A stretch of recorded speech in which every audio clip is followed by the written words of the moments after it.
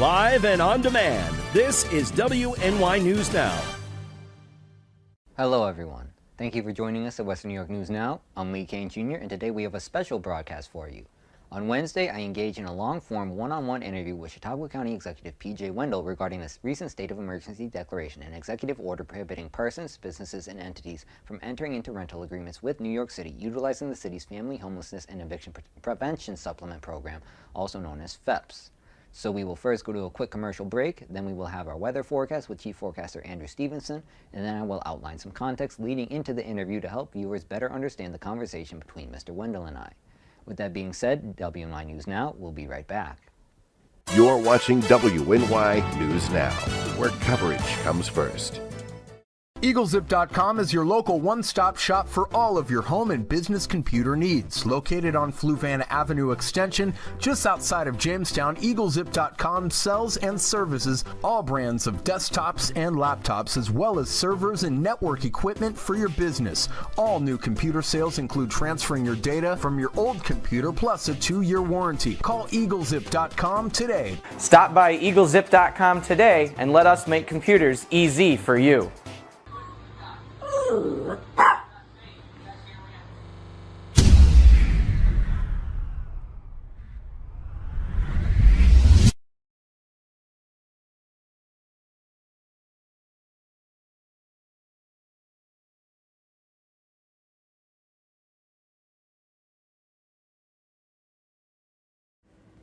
If you want to speak truth to the masses, make it funny for the classes. You are loved. You are valued. You are resilient.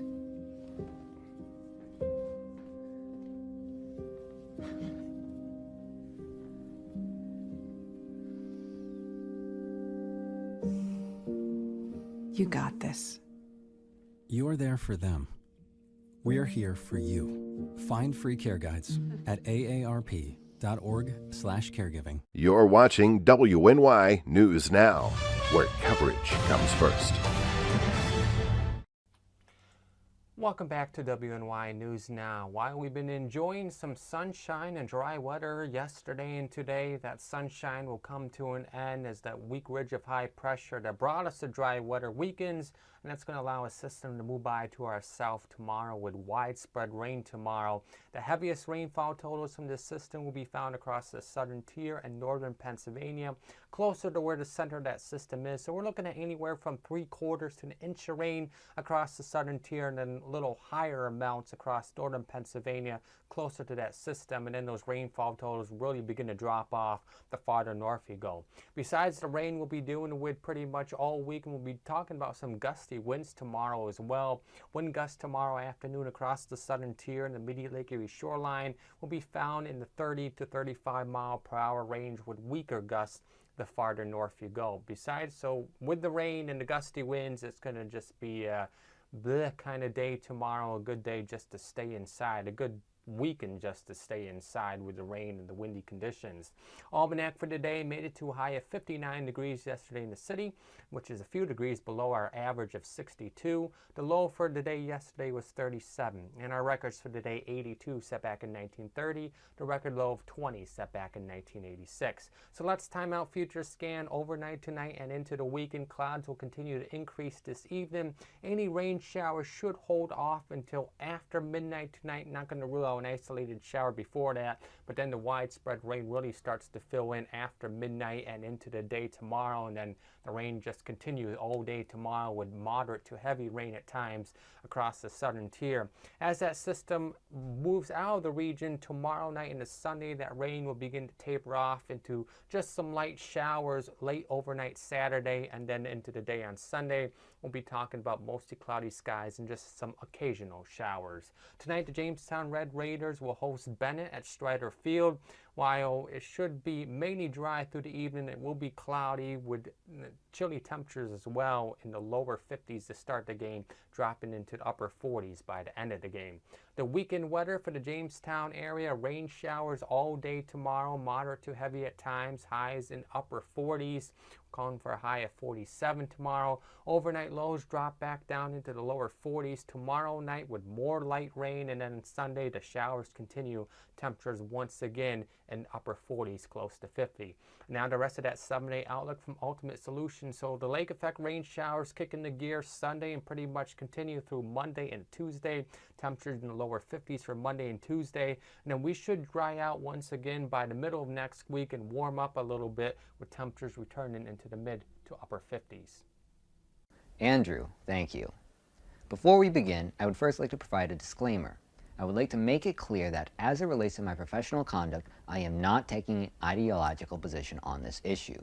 That is not to say that I have no thoughts or opinions on the matter, as does everyone else who engages with the topic. However, my personal thoughts on the matter are my own and should hold no bearing on the execution of my professional duties. It is not my job to tell you what to think about a matter, and if I wish to articulate my own opinion to the public, I will write an editorial. My job is to seek the clarity and answers that will better inform you on the matter, at which point you can form your own opinion independent of my reporting. And finally, I would like to say that while I will always aspire to separate my personal sentiments and biases as it relates to my conduct, I am still ultimately a fallible human being, and I urge you to always be critical of what I am saying. Please do not ever take what I am saying to be the objective truth, as I will always to some extent be subconsciously influenced by my own biases that I cannot entirely divest myself from. It is my hope that you will always think for yourselves instead of relying solely upon what you hear from myself or other members of the media. If you take issue with something I say, please look into the matter to determine if I am letting my own biases affect my conduct. If you find yourself in agreement with something I have to say, it's even more important that you do so. So please, no matter what, think for yourselves. Now, moving on from that, there's a few questions I asked Mr. Wendel about the executive order that are somewhat legally dense. I ask these questions because, as previously stated, I am not trying to take an ideological stance on the issue. I just want to ensure that the county government is exercising its power in an appropriate and legally justifiable manner, and that there are no instances of governmental overreach, especially when involving the curtailments of civil liberties. I'll try to explain my questions in a way that will make them easier to understand for those who aren't familiar with New York State's legal code. Due to the legal complexity, I was notified in the interview that the county executive would not be capable of articulating the clarification needed for such questions, and that I would be able to interview the county attorney instead. After the interview, I was then notified, and I quote, "After further review, the county attorney will respond in writing in lieu of a virtual interview tomorrow." End quote. I was then told any further questions I had would be passed to the law department. I had responded notifying the county that while I appreciated the response, the answers given, which I will supply for each respective question, had not fully clarified my questions and opened new questions that I would appreciate clarification on. I then asked when the county attorney would be available for an interview to more effectively elucidate the matter. I was then informed that, and I quote again, "At this time, the county executive and county attorney are respectfully declining your interview request. Generally speaking, the county attorney only responds to FOIA requests in writing." End quote. This was quite perplexing, as I had not requested another interview with the county executive, and my request regarding the county attorney was not a FOIA request, and as such does not necessitate a written response. A FOIA request stands for Freedom of Information Law and is used to receive access to government records. I was not requesting such a thing, as the legal document I am referring to, New York State's Consolidated Legal Code, is already publicly available. My request was for the county attorney to articulate the clarification needed in a more conducive manner, utilizing his occupational expertise. The first question I had was in regards to the authority of the county to declare a state of emergency under the present circumstances. Under the legal code cited with the declaration of the state of emergency, it requires that there be instances of widespread or severe damage, injury, or loss of life or property, or a reasonable apprehension of an immediate danger that would result in such. When Mr. Wendel would discuss the matter, he repeatedly stated that the risk is that the presence of additional persons within the county being housed by New York City using the FEPS program would incur a substantial problem regarding the county's resources. When asked by Spectrum News what the actual cost would be to the county during the initial press release on September 29th, Mr. Wendel stated that the same question had been asked of the county commissioner that Tuesday on the 26th, and they could not answer what the cost would be. Mr. Wendel stated that non-housing expenses would be borne by the county and its residents, but the extent of what the actual cost would be, as well as what programs would be a cost borne on the county, has yet to be fully articulated. For example, SNAP is 100% federally funded and as such would not be an additional burden if a recipient were to relocate to the county, while the county would need to pay for programs like Medicaid and HEAP. The question I asked that was sent to the county attorney was, and I quote, using Section 24 of Article 2B of Chapter 18, in parentheses, Executive, of New York's Consolidated Law, how does a theoretical, administrative, and bureaucratic encumbrance satisfy the requirement that such a disaster result in the occurrence or imminent occurrence of widespread or severe damage, injury, or loss of life or property, end quote.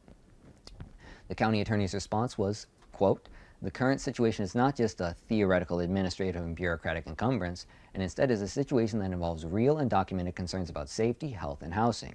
In fact, our own local media has published numerous stories about the homelessness issue and housing crisis. An increase by potential bus load or loads or more of vulnerable individuals would exacerbate these issues. I struggle to grasp why it would be appropriate to wait until such an increase actually happens to then seek to address the situation, and in fact the law recognizes this, starting quoting the law, or in the event of reasonable apprehension of immediate danger, ... and upon finding by the chief executive thereof that the public safety is imperiled thereby, ... end quote. Quoting the law specifically.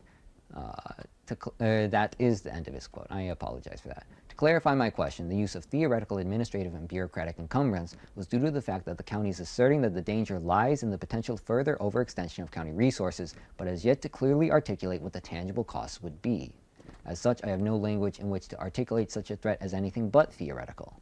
To further simplify the question, I will articulate it in the concept of a mathematical proof. There are three variables, A, B, and C. A represents the current homeless crisis the county faces. B represents the potential encumbrance placed upon the county if relocations were to occur. And C represents the threshold that must be met to justify a state of emergency. We know that A cannot equal C, meaning that the current homeless crisis has not met the threshold to declare a state of emergency, because if that were the case, that alone would be sufficient justification and would have already been utilized to do so. So A does not equal C. The declaration of the state of emergency suggests that A plus B equals C, meaning that the potential encumbrance of such relocations added to the current crisis would cross the necessary threshold to declare a state of emergency. However, B, the potential encumbrance, as I have previously stated, has yet to be properly defined. As a result, the mathematical proof of A plus B equals C is speculative until variable B has been defined.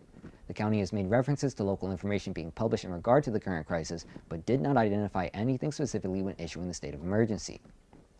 To summarize, the entirety of my question boils down to the simple request that variable B, the theoretical additional encumbrance, be properly and explicitly defined in order to justify the assertion that it will significantly increase the crisis past the threshold necessary to declare a state of emergency. The second question I had was in regards to the manner in which the executive order was employing the powers granted by the declaration of a state of emergency as it relates to the prohibition of private third-party citizens to enter into rental agreements with New York City using the FEPS program. My confusion stems from the wording of the law and linguistic ambiguity that it presents as to the extent of the powers granted to the county executive as it relates to the handling of state of emergency. To clarify, the legal code includes a list of 7 powers granted under such circumstances. They are A, the establishment of a curfew and the prohibition and control of pedestrian and vehicular traffic except essential emergency vehicles and personnel. B, the designation of specific zones within which the occupancy and use of buildings and the ingress and egress of vehicles and persons may be prohibited or regulated. C, the regulation and closing of places of amusement and assembly. D, the suspension or limitation of the sale, dispensing, use, or transportation of alcoholic beverages, firearms, explosives, inflammable materials, and liquids.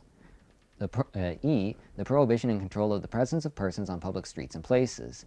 F, the establishment of, or designation of emergency shelters, emergency medical shelters, and in consultation with the State Commissioner of Health, community-based care centers. And G, the suspension within any or part or all of its territorial limits of any of its local laws, ordinances, or regulations, or parts thereof subject to federal and state constitutional, statutory, and regulatory limitations, which may prevent, hinder, or delay necessary action in coping with the disaster or recovery. That last power comes with specific limitations and isn't very relevant to the topic at hand, so I won't go into detail on that.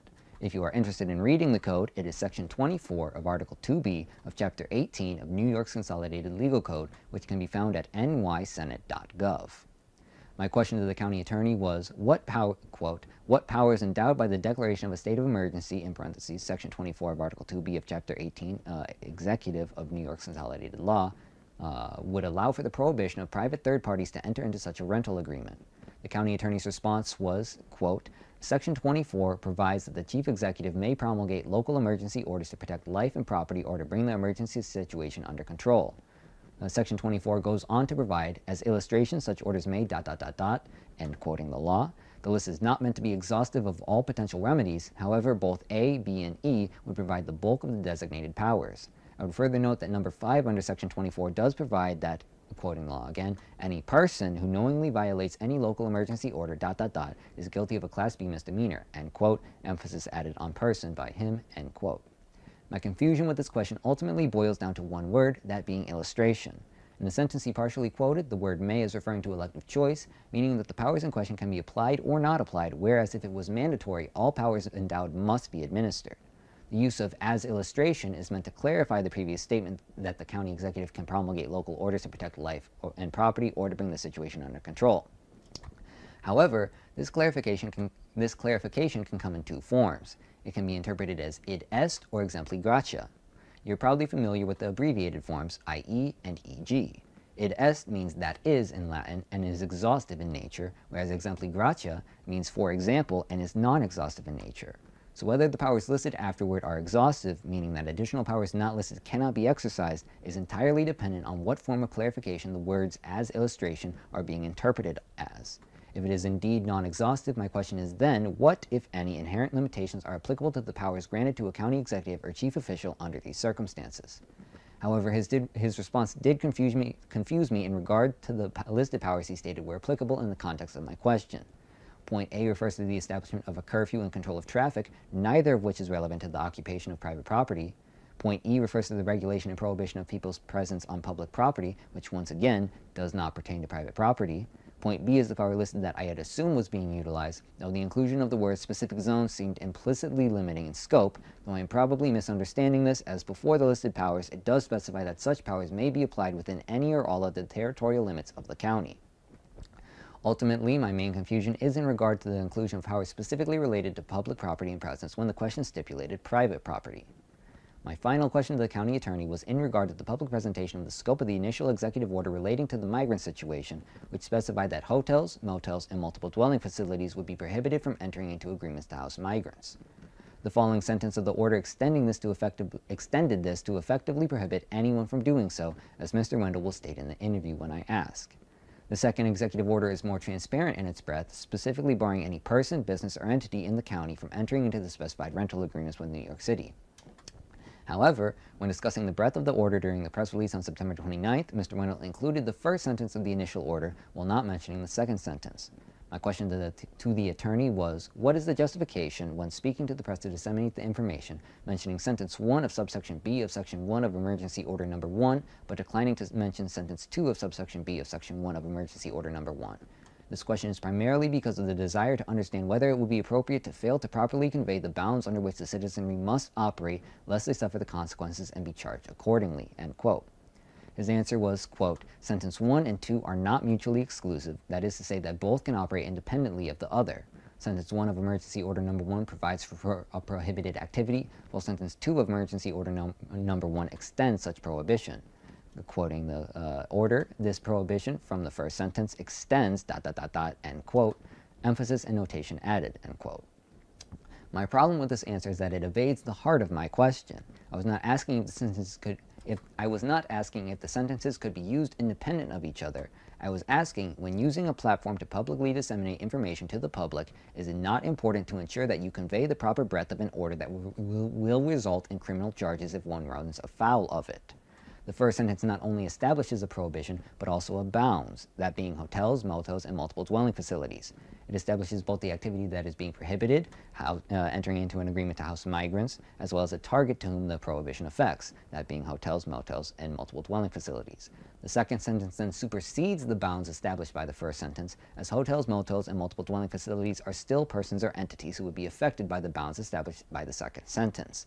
To simplify the point that I am making, if a state of emergency were to be declared in, for example, Jamestown, and the order specified a prohibited activity and stated that the prohibition is relevant to any person or entity on Foote Avenue, and then had a second sentence declaring that the prohibition extends to the entire territorial limits of Jamestown, would it not be appropriate to make sure that the entirety of the affected area, that being the whole of Jamestown, was aware of the true bounds of the order that they would be required to operate within? The same holds true for the executive order being discussed. Given that Mr. Wendel stated that the new order was a modification of the original order and only mentioned the sentence I had specified that was much more limited in scope than the order as a whole, would it not be paramount to fully articulate the bounds and scope of such an order? Those were the questions I had for the attorney. The other questions asked in the interview were within the scope of Mr. Wendel's ability to answer, so I won't go into detail clarifying them here. Now, here's the full and unedited interview in question. Just put in that. There we go. Okay. Perfect. So yeah, let me just pull up my questions just because I would really just like some clarification and elucidation just on the executive order, because like just, you know, expand on a few things from the press release and everything. So the first question I have is that you had mentioned that New York City, through the attempted expansion of the FEPS program, was in violation of Article 9 of the New York Constitution. So I was just wondering if you could tell me what section of that you were referring to. Is that what we put on it? I believe so. Let me see. Have it right here. Okay. Yes.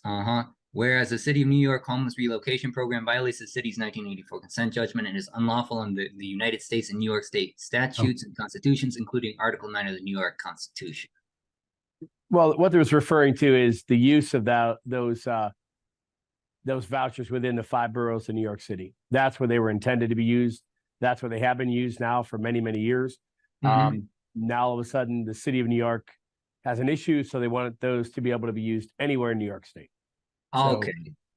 Okay, yeah, because I was a little confused because I saw a couple things where, like, for instance, Section 1, subsection C, which says local government shall have the power to agree as authorized by act of the legislature with the federal government, a state, or one or more other governments within or without the state to provide cooperatively, jointly, or by contract any facility, service, activity, or undertaking which each participating local government has the power to provide separately.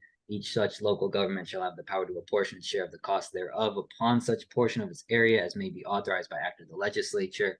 So I wasn't sure if it was in reference to that or Section 2, subsection C.10, which says, in addition to powers granted in the statute of local governments or any other law, every local government shall have the power to adopt and amend local laws not inconsistent with the provisions of this Constitution or any general law relating to its property affairs of government.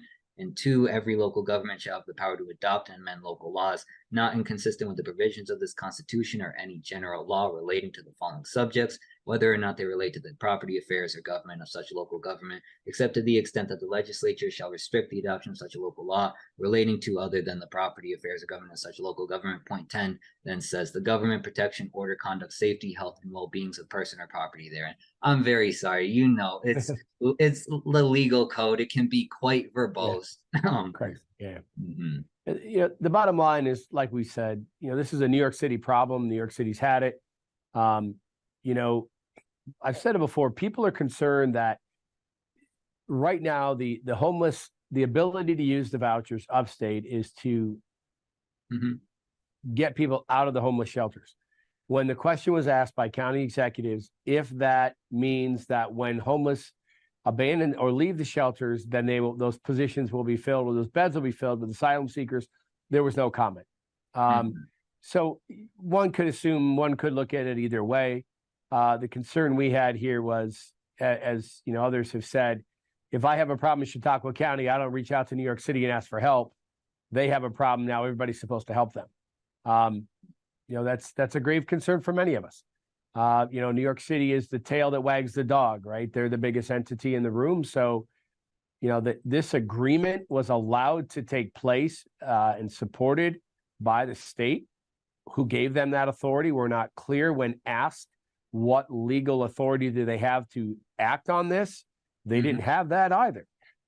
It's just something that they want to do. But in order to get those vouchers to be used across the state, it had to get a state approval. So somehow that happened. And it's very concerning that that would be passed through, you know, the state administration without conference with any other counties that could be potentially involved. And yeah, that's definitely something that I plan on getting to, because I've been doing my best to try and, educate myself on the topic, so that way I can give better questions and you can give better, it allows you a better framework to operate with than when answering. Right. So just everyone can have a clear idea, because yeah, I've been looking into the issue, and as far as I can tell, I don't really know how strong the legal justification would be for the expansion of those vouchers. But once again, I'm not a lawyer. I don't really know everything. But yeah, and once again, I'm very sorry. I'm going to be referring to some legal code, legalities and all of that. So if you just have any, questions, or if it's just a little too much, please just let me know. If you want me to slow it down, repeat anything, something like that, just because it gets pretty weird. Yeah. Oh yeah. Okay, thank you. So the first question I have is with the declaration of the state of emergency, with the executive order. You had pointed to two points of legislation that allows you to execute it. One of them was Chapter 18, Article 2B, Section 24 of the New York's Consolidated Law, which states, notwithstanding any inconsistent provision of law, general or special, in the event of a disaster, rioting, catastrophe, or similar public emergency within the territorial limits of any county, city, town, or village, or in the event of reasonable apprehension of immediate danger thereof, and upon defining by the chief executive thereof that the public safety is imperiled thereby, such chief executive may proclaim a local state of emergency within any part or all of the territorial limits of such local government. And then Section 2.02 of Paragraph O of the Chautauqua County Administrative Code, which states, in the event of an occurrence of an emergency affecting the life, health, or safety of inhabitants of Chautauqua County, the county executive, except as otherwise provided by law, shall have the power to declare the same an emergency and to perform all acts which are necessary for the protection of such inhabitants, and to sign all necessary papers to carry this authorization into effect.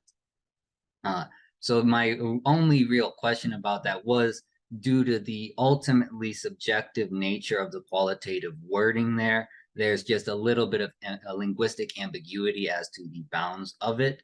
However, looking at New York's Consolidated Law, Chapter 18, Article 2B, Section 20, subsection 2, which is the definition section, Paragraph A supplies the legal definition that's being used to refer to such disasters.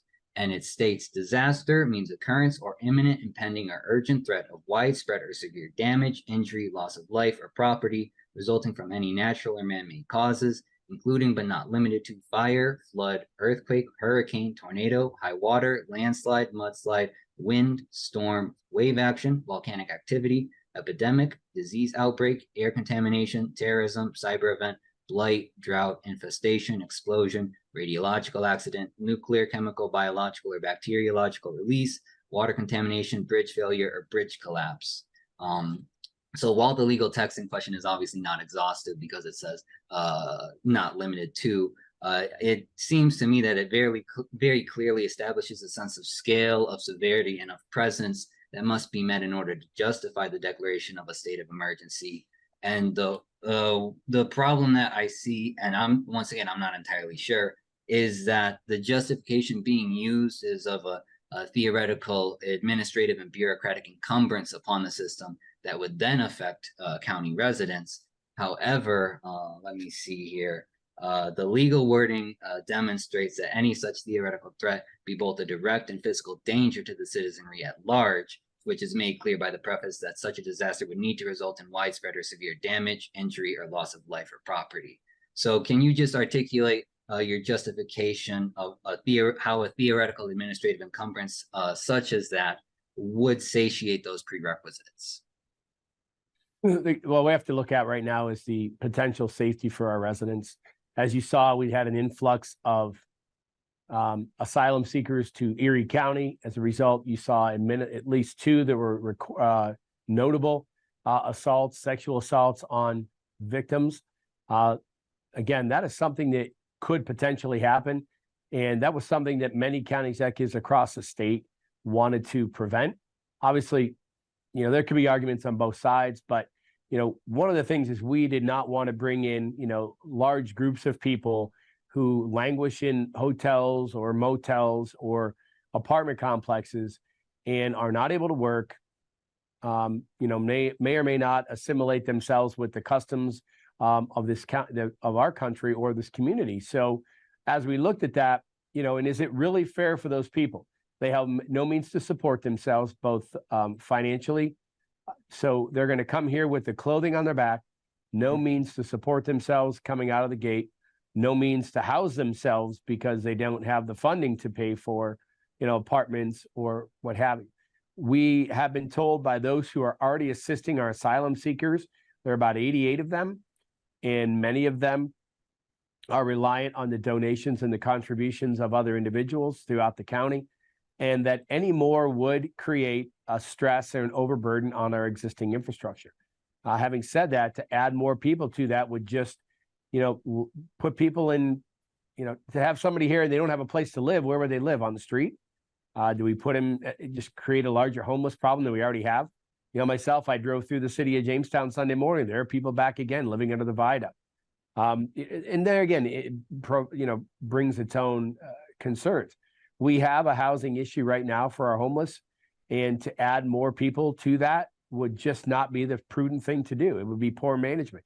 Secondly, when you're looking at what these vouchers are able to do, if you could find affordable housing anywhere in New York State.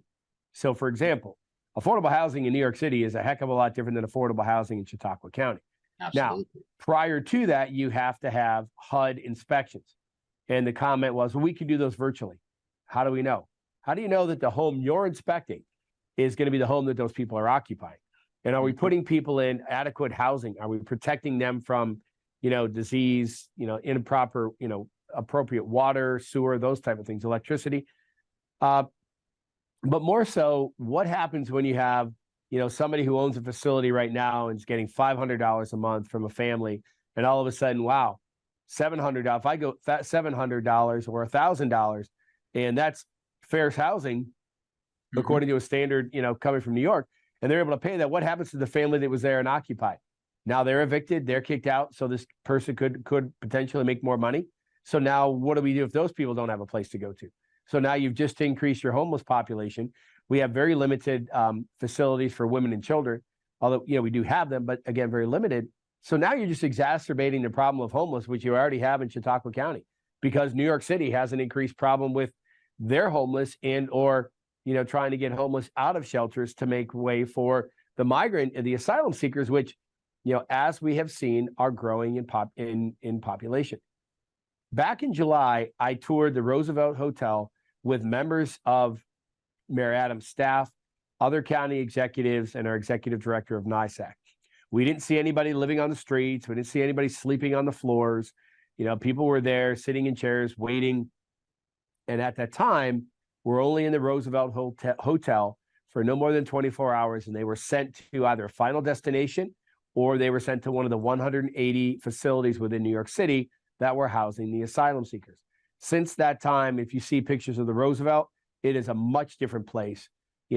E-bikes, bicycles, ways for these people to try to do DoorDash, making extra money on the side.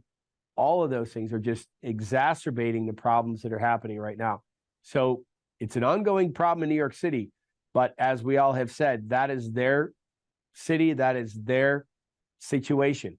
To burden the rest of New York State with that is really not the proper way to do business. And one thing I just wanted to clarify with your response, initially you were referring to assimilation and everything with the asylum seekers. However, as you made clear with the press release, the asylum seekers and the homeless relocation are two entirely separate policies. I mean, they're under Correct. the same umbrella of what's happening. Right. Yes. Right. Correct. Two different policies, but as and without any direct clarification, the writing's on the wall. If you're able to free up space in your homeless shelters, then you're able to, provide more facilities for asylum seekers. Those questions were not answered, but, there's been a homeless problem in New York City for many, many years, decades even. So why all of a sudden now are they using those vouchers that were specifically designed to be used within the 5 boroughs to be sent anywhere in the state of New York? Makes very little sense to any of us outside of the city. And, again, lack of transparency. I will tell you though, I have a relationship with, a liaison from the mayor's office. We have been in contact. Prior groups have asked and requested a bus load to be sent to Jamestown, New York.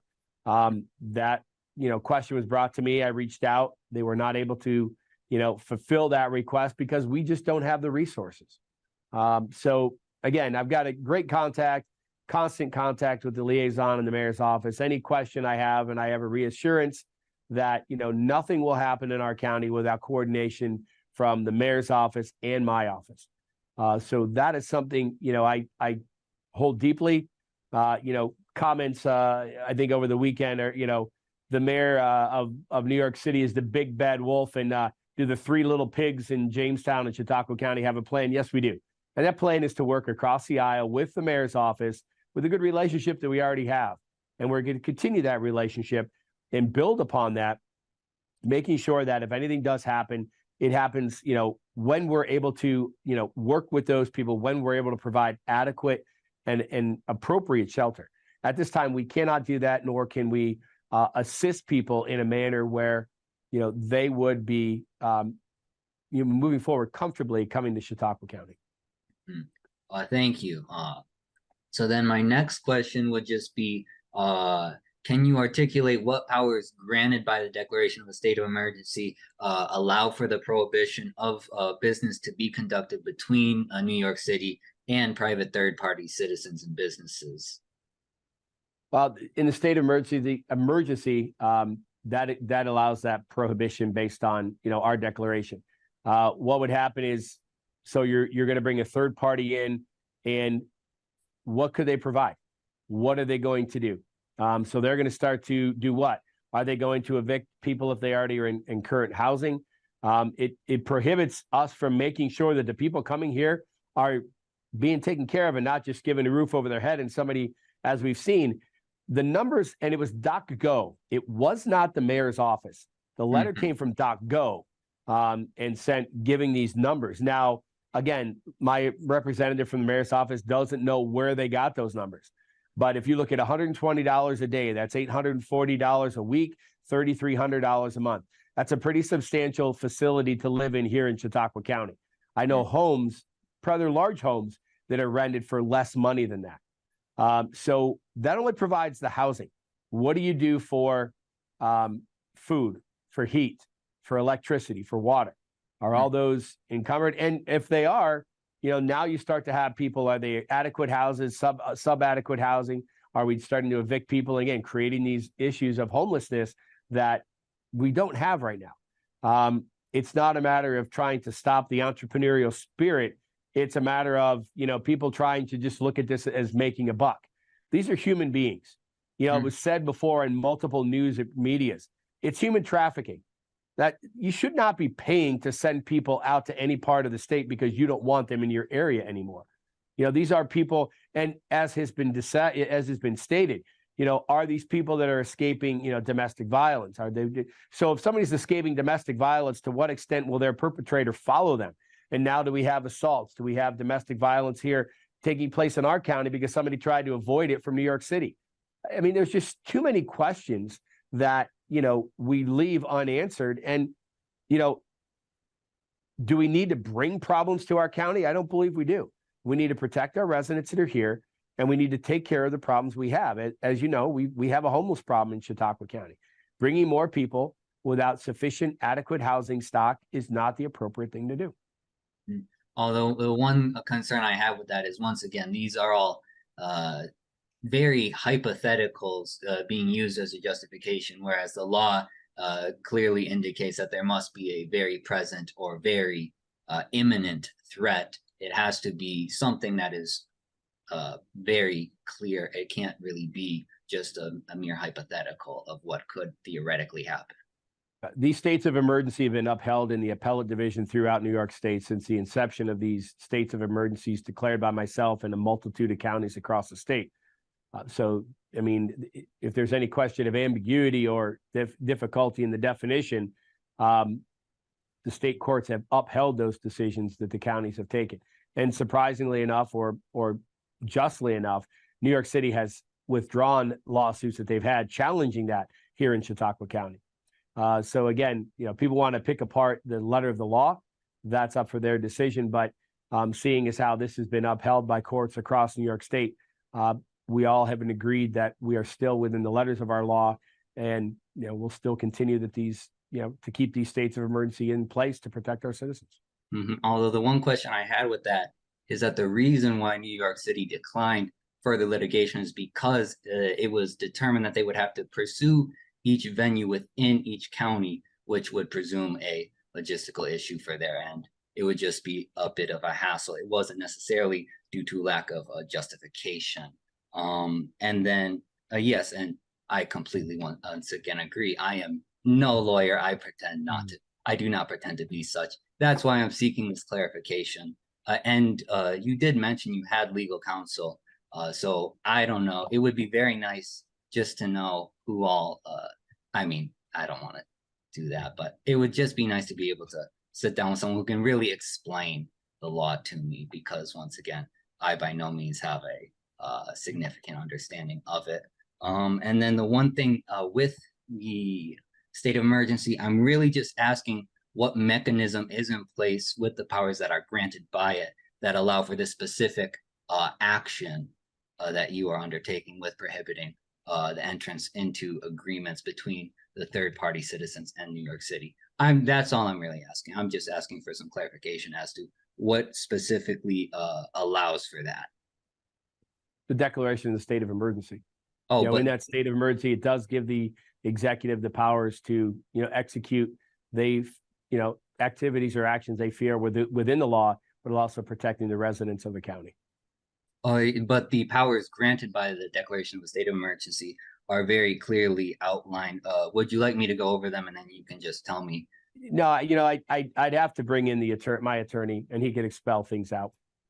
Okay, I mean, yeah, I was just asking because there is like one thing that I could see being that being the designation of specific zones within which the occupancy and use of buildings and the ingress and egress of vehicles and persons can be prohibited or regulated. LJ, if you'd like, I could reach out to our county attorney, Patrick Slickle, and set up a phone call if you'd rather talk to him, because he would have more of the specifics, where PJ knows specifics but is more of a policy stand. Okay. Correct. Yeah, that would be great, Justin. Thank you very much. Because once again, I don't really understand the law. I'm a regular person. So it'd be really nice to be able to speak to someone who really does understand it and can articulate it. So I'll set something up. Fantastic. So yeah, I'll just move all past all of that. Although there is just one other question pertaining to the executive order itself.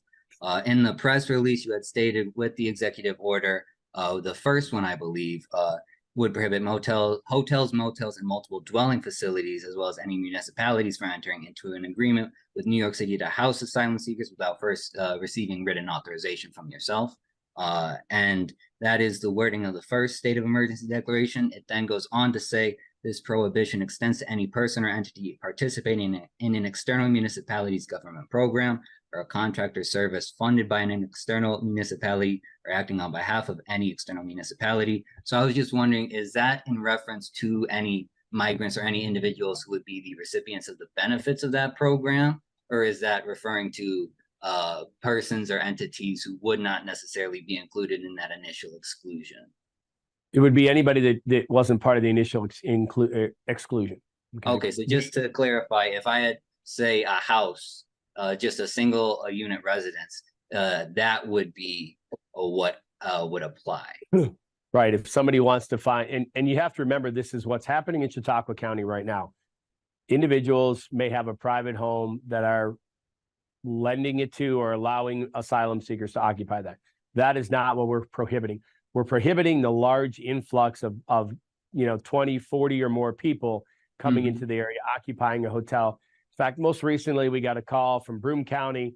They had an organization reach out and want to occupy 300 rooms for the next 3 years.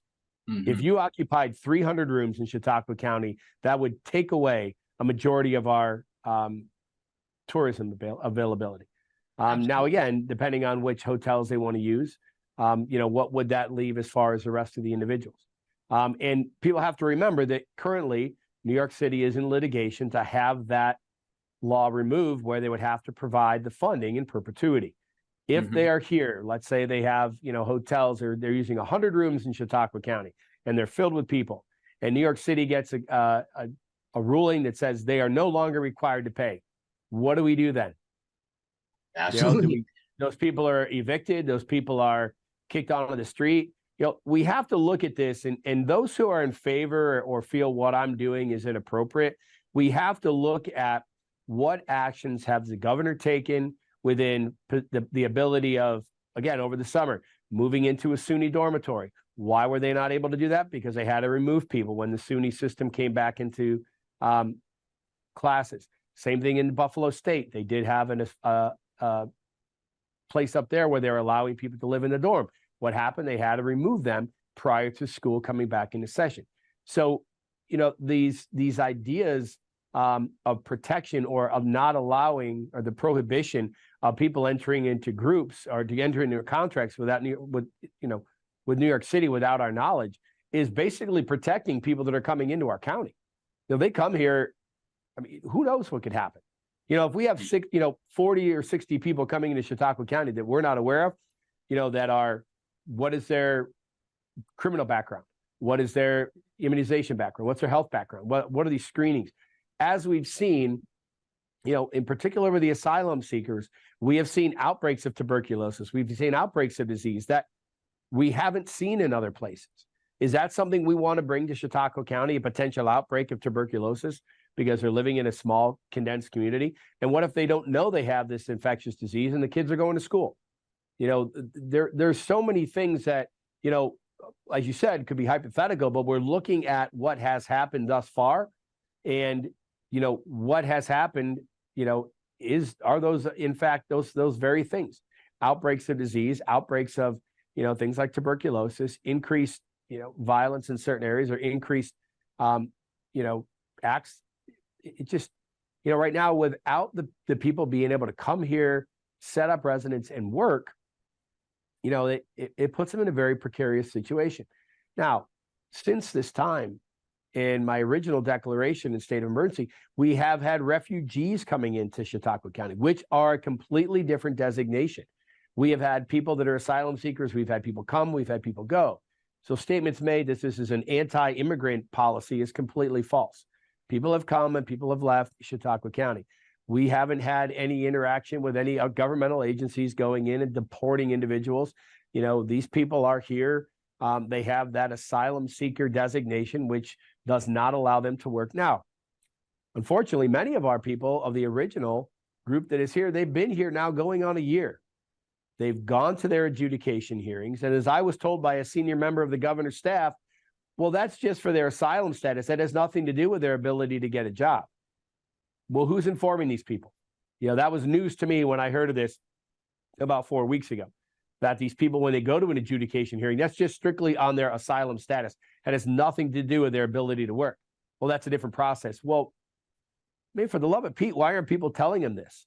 They're trying to get jobs. And of course, now we did allow people to work, but that's only if you're Venezuelan. So what's the difference between a Venezuelan national or a Colombian national? The fifth largest employer in Colombia are the cartels. I think they're escaping some persecution, in my opinion, but no different than Venezuelans. So why have we decided which nationality can work and which one can't? That came from the federal government down to the state. We've asked for these people to be able to work right along, but we have still not seen any movement on that. So, again, it's a very trying time, and it doesn't seem to be getting any better. We've seen over 100 and some thousand people in the city of New York. I still stand by my request. We put the entire state, the entire country on pause. New York State for almost 2 years of regular movement with the COVID crisis. I feel certain we can put the sanctuary city and the sanctuary state status on pause for a year to catch our breath and get solid plans moving forward. There's so many things to compound, and it's very elaborate to get into, but these types of things are focused on New York City. But now New York City is creating problems with the rest of the state. And that's unfortunately, and in many cases, supported, by the current administration. It's very frustrating. They're very frustrating, but we're going to do what we can to protect our citizens and make sure that, we're able to handle the situations we have right now. Yes, and thank you very much. So just circling back to my initial question about the breadth of who all would be affected by these emergency orders, I would just like to know, I'm sorry, I lost my place. So I would just like to know why such a level of specificity when referring to the first part of the section, but not the latter, was employed, because this is something where if you run afoul of the order, that's a Class B misdemeanor. You're looking at, a little bit of jail time potentially. I mean, so I just think that it's very important that the scope of the order is properly articulated, just to allow better clarification to the citizens, so that way they know what confines they're allowed to operate within. Do you agree? Again, that would have to be referred to our legal staff and legal counsels to answer that question effectively. Okay, thank you very much. The county attorney is available to speak with you. I'm trying to just figure out what his schedule when he would be. Are you able to email me your specific questions just so he can prepare ahead of time? Yeah, I will definitely look at doing that. I got it all written down here, so I'll just have to, it's on my phone, so I'll have to like type it up and everything. But I will definitely send that over, because but he's willing to do a Zoom or phone call, whatever is easiest. So. Okay, yeah. Zoom would probably be pretty nice. Okay. Yeah, we can set that up. I'm just going back and forth with her now to try to find time for tomorrow. So. Fantastic, Justin. Thank you. And that concludes my questioning on the executive order. Once again, I'm sorry for all of the legalese and everything, Mr. Wendel. Okay, so now with the press release, you had talked, I believe this was in response to Spectrum News's initial inquiry as to the additional costs that relocation of some of New York City's homeless population to the county would incur.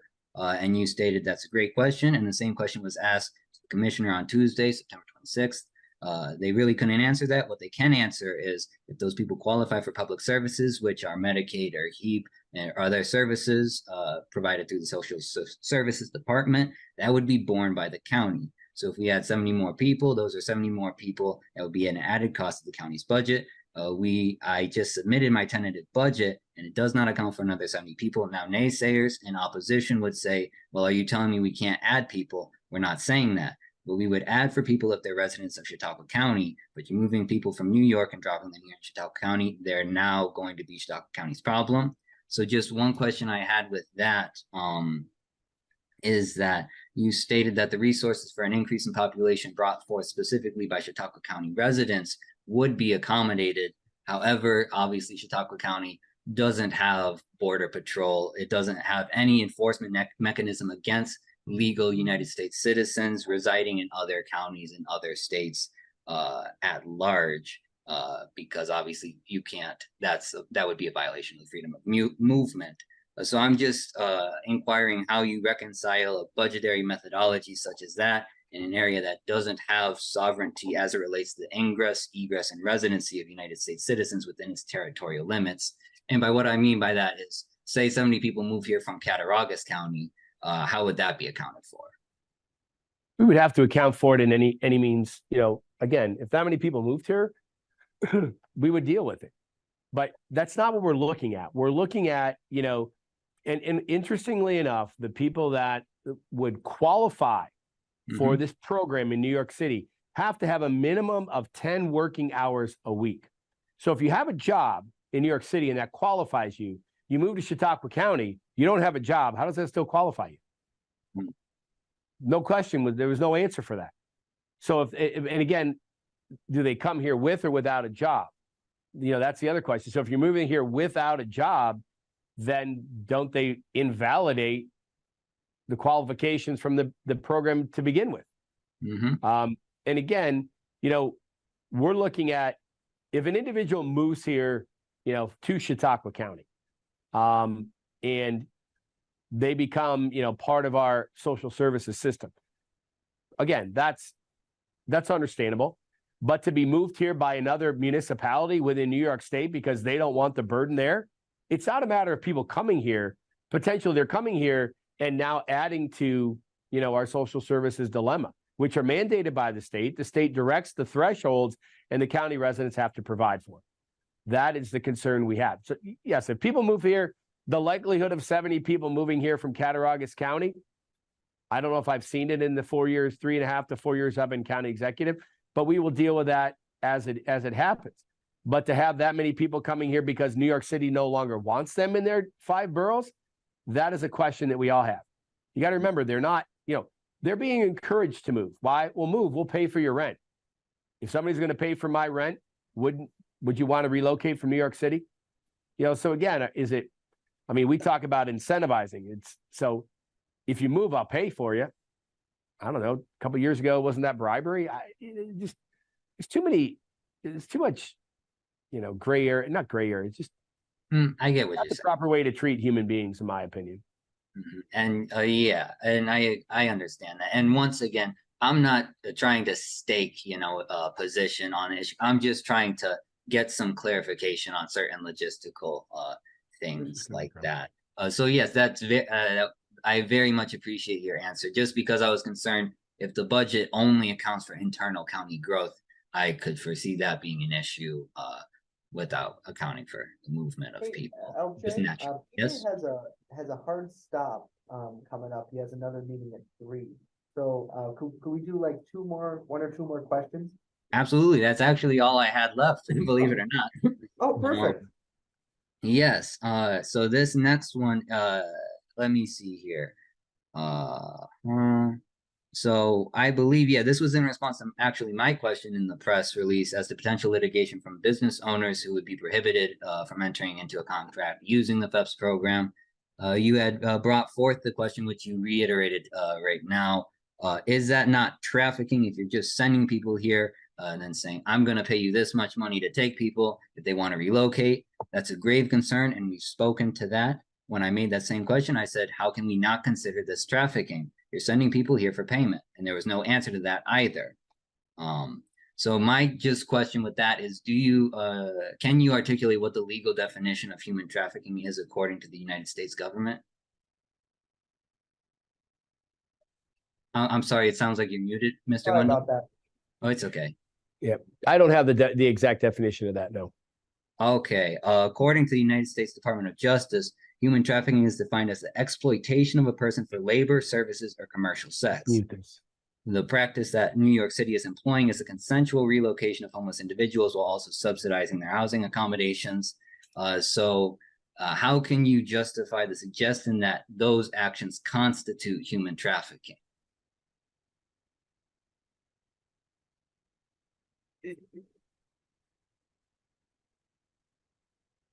I'm going to refrain from answering that.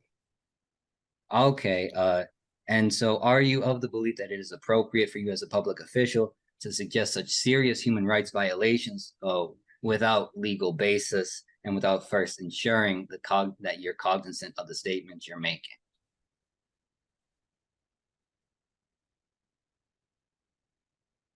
I'll refer to my legal team from here if that's what this question is going to be about.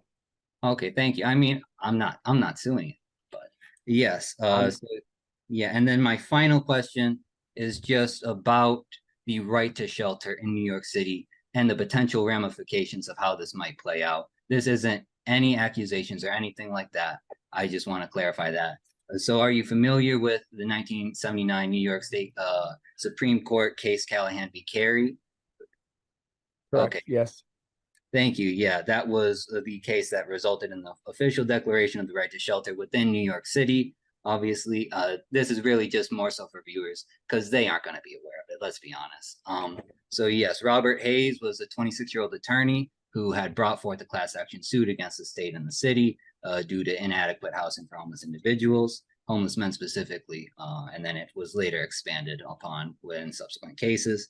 His legal justification originated from Article 17 of the New York State Constitution, which states in Section 1, the aid, care, and support of the needy are public concerns and shall be provided by the state and by such of its subdivisions and in such manner and by such means as the legislation may from time to time determine. So then in the first court decision on December 5th, 1979, the court stated, the court is of the opinion that the Bowery derelicts are entitled to board and lodging. However, there is no reason why these homeless and indigent men cannot be lodged and fed at institutions wherever available in the state, and it is incumbent upon those public officials responsible for caring for the needy to find such lodgings. And then in the consent decree, the 1984 consent decree with the state and the state willfully accepted the financial responsibility to subsidize the cost of the sheltering facilities that New York City would be forced to develop, operate, and maintain. And then Robert Hayes, the attorney who litigated the case initially, he has a kind of pushed back on Governor Hochul's assertion that the right to shelter originates from the consent decree instead of Article 17 of the New York State Constitution. He stated, if the governor doesn't think there's a statewide right to shelter, she's either very ill-informed or frankly derelict in her obligation. And he then went on to say about Callahan v. Carey, it was going well, and finally at a lunch break, after the court said some favorable things to the plaintiff's case, the city and state came back and said, let's see if we can work out a consent decree. So given just the various factors that would support the potential notion that the right to shelter is a statewide right rather than just within the confines of New York City, especially that the legal catalyst for the designation of it originates from Article 17 of the New York State Constitution, and that given that the court was very likely to rule in favor of that prior to the formation of the consent decree, do you see any problems potentially arising if New York City, after exhausting the rest of their legal options that they keep getting denied for, petitions the court to relitigate the case to explicitly clarify that the right to shelter is a statewide right rather than a city right? And if that were the case and it were to be ruled in favor, that would essentially place the entire financial burden of any homeless individuals residing in the county upon the county, and there wouldn't be any legal recourse against that. So do you see any potential problems if that were to arise? If that were to be borne on the county, yeah, it would be a significant impact to our budget. You know, the right to shelter was something that was agreed upon to the city of New York. And the city now is as I'm told, is trying to have that reversed to where the city is not financially obligated. If that's the case, why isn't that widespread? Why isn't that, public information? That is, the city's trying to send people throughout New York State. They're now coming back and saying, yeah, but we're trying to get this resolved and taken away. So if you're there, you're on your own. Mm-hmm. Those are concerns that are just, leadership across New York State has always worked together.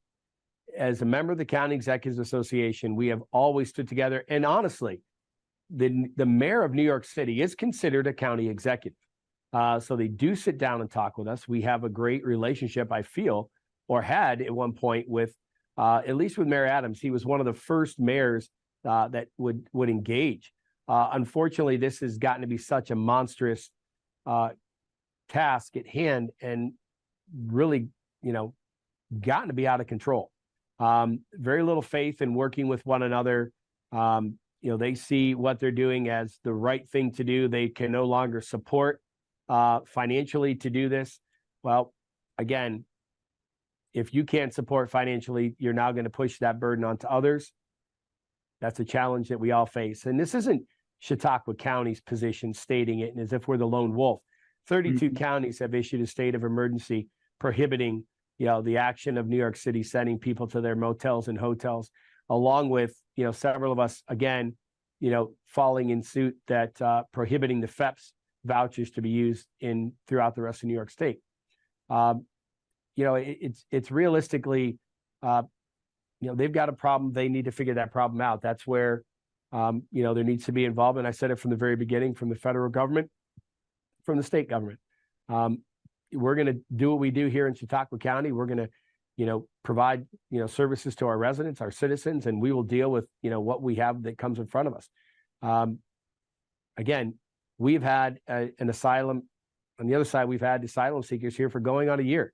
And Chautauqua County hasn't, we've asked for assistance and we've only received upwards only $100,000. And the rest of this, people living here have been done by the gracious gratitude of our residents, more so, many more here in the Jamestown area. So we've done this on our own without any help from the state. And again, we'll continue to, make sure we're doing the right things to protect our residents and protect people that are here living here as well. Oh, yes, thank you very much. And like once again, with that, I was simply asking just because if things play out in such a manner and the right to shelter is applied on a statewide level, I can only imagine the burden that would place upon all of the counties. Right. I mean, you're looking right now, I've stated this in my budget presentation.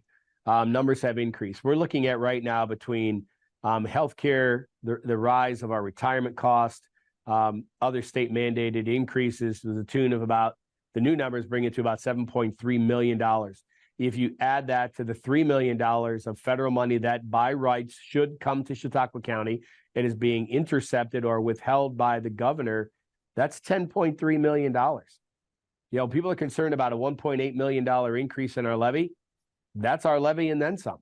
If these mandated increases were not going into effect and burdening our county, we'd be in a much different position. So again, these should the state, it's interesting, they call it the state is going to encumber these costs when they push the cost back onto the county. You really need to make that clear. A state cost will be a county cost. There's a lot of things that people aren't aware of when it comes to, social services. For safety net, for example, what is safety net? Safety net is the funding of individuals that after 5 years on public assistance are not able to get off and they remain on there in perpetuity. And at some point in the last decade, the state came back and said, no more is it going to be a 50-50 split. We're only going to pay 29%. The county's involved for the other 71%. So without any justification, without any, time in court, the state just dropped that bomb on the counties. So, we've made an increase. Right now, we'll be making an amendment to the budget to increase our safety net funding for next year. And that's the state, again, telling us what we're going to have to pay.